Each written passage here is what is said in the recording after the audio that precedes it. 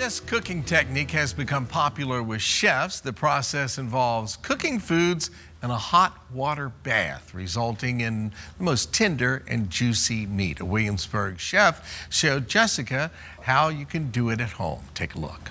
Our next guest is a Williamsburg-based chef who enjoys preparing new and great tasting recipes and also very simple. Today he's going to walk us through the steps on making a simple maple glazed turkey breast, and he'll complete the meal with a mason jar lid apple pie. This sounds too good to be true. Scott Hoyland is back with us in the Virginia This Morning kitchen. Look at how cool these are. But that's second. Oh, okay. Don't. Yeah, okay. We can't rush. We have to do the turkey. Okay, first. You have to have your meal before you get dessert. I hear you, Scott. It's good to have you back. It's nice to see you again.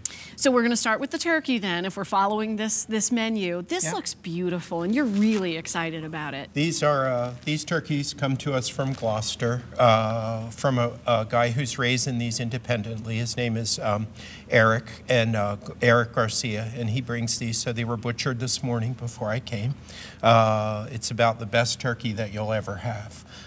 It eats all the natural, from all the elements, so it tastes like Gloucester. So, and that's I was going to ask you, why is that important? Because all the food, if your food is brought up in the territory that you're in, whether it's honey, whether it's corn, it takes on that certain flavor. Like everybody says, the milk is great in New Jersey for ice cream. Well, Virginia has exactly the same. It's a beautiful milk, and the milk changes with the time in the year with the cows are eating, and it's the same with the turkey. We just have such an abundance of great products. And this is one of them. Yeah, if you're eating close to home, it really does bring you that taste of home that we talk about and really crave.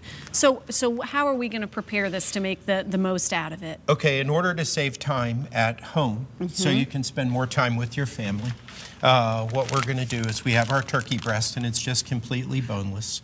We're going to season it with some salt and pepper. And I noticed you put a fair amount of salt on there, and it's on the skin. That's important to do that, to bring that flavor out. It is, most definitely. And, a little bit of salt won't hurt you, but that's when you start to eat it in excess. Then it becomes no good for you.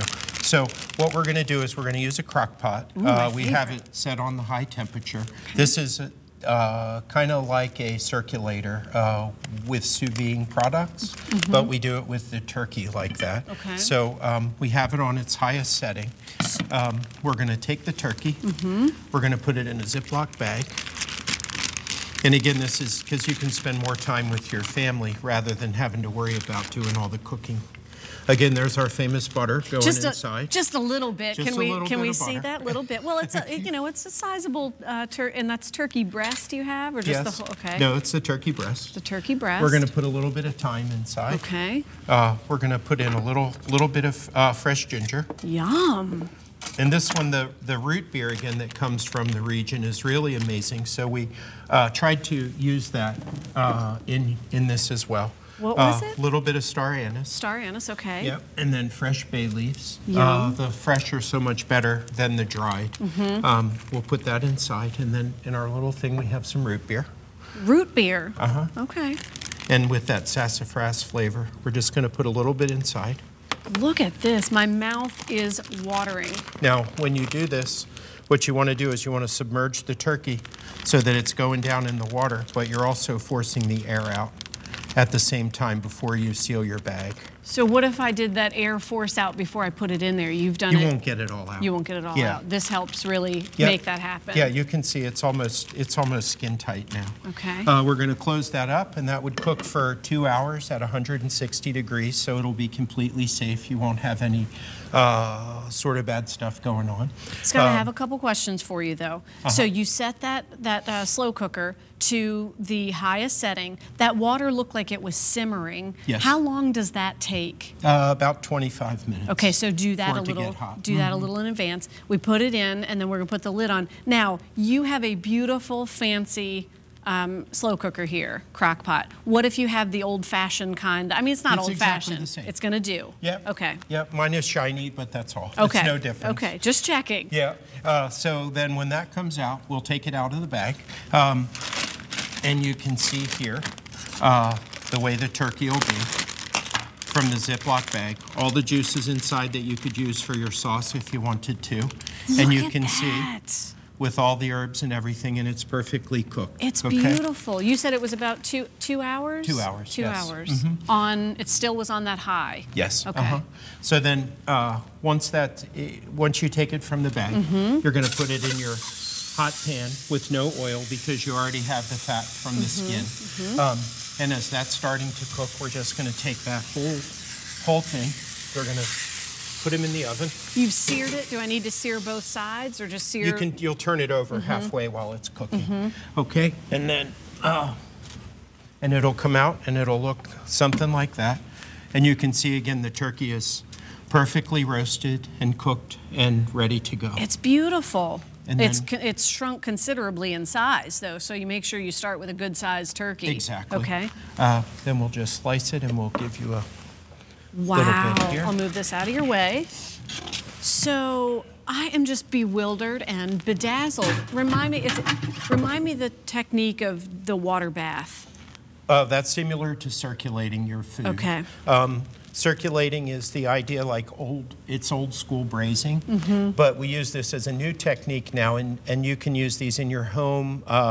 The industrial version is a little bit more complex, but it's kind of the same. It'll make perfect food without having to keep eyes on it. We can do beef tenderloin.